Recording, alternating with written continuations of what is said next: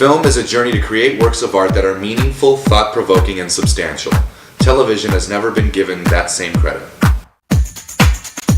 This is an inside look into one of today's hottest programs on Trojan Vision television, The Cutting Edge.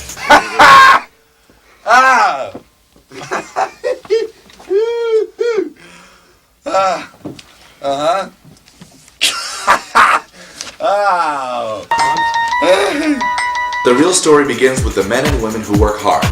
Well, they work every week to make the show a hit on the airwaves. No, wait, that's to make the show hit the airwaves. And behind it all is the vision of one man. Without him, there would be no refreshments to hold over the tireless cast and crew.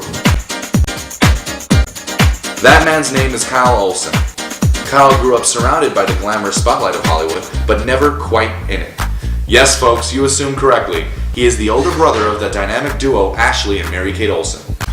Kyle acts as the executive producer, director, and director of photography for the fine show. Needless to say, Kyle makes the big bucks, and thus his work is not just about the art anymore.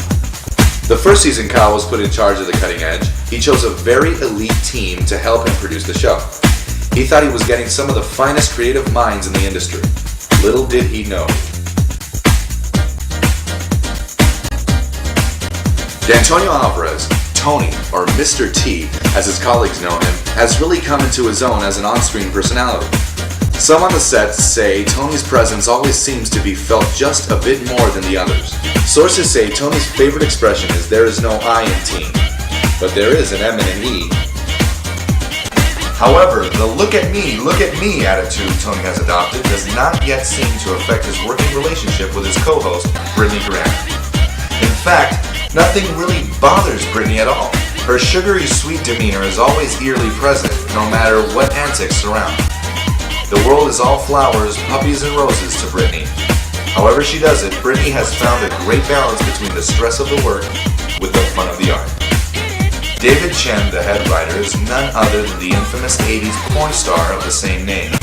David tries to keep a relatively low profile nowadays, but often still gets recognized due to his signature hat, which was featured in all 227 of his videos and is now seen around the set every Sunday during the hours of taping. David is working toward a new and improved general audience image. Unfortunately, his writing lacks coherent plots. Old habits do die hard.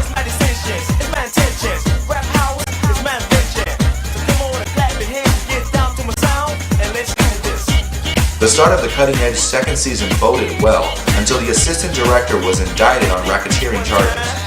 Danielle refused to give an interview, let alone a comment, but sources on the set were not surprised. Brittany could not recall a day in which a gun was not present on the set. In fact, Brittany had less than fond memories of the previous season when D'Antonio mistakenly took Danielle's gun to be a prop and accidentally shot Brittany in the ass. Thus, D'Antonio took the news of Danielle's arrest the hardest, afraid his fingerprints would be found on the weapon. Needless to say, paranoia on the set greatly rose. With such great loss of talent from these fine entertainers and a shortage of crew, The Cutting Edge was forced to shut down production. While production halted, the tired crew took some time away from the entertainment industry. The case against Danielle was mysteriously dropped, and after a much-needed rest break at Baccara, both Kyle and Brittany were well just in time to begin shooting Season 3. The new season is looking up for the bunch, who are finally settling back into the swing of things. D'Antonio actually speaks to the others instead of his cell phone, and the only heat Danielle packs is an evil glare. Meanwhile, Kyle still holds all the power, and the girl who wanders around and occasionally lights the set still wanders around and occasionally lights the set. Because some things just never change. And that's all the drama for The Cutting Edge, where the cameras never stop rolling, even when they should.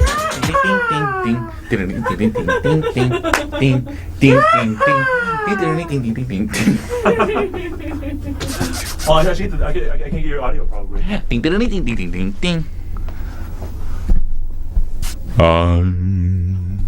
I love these microphones.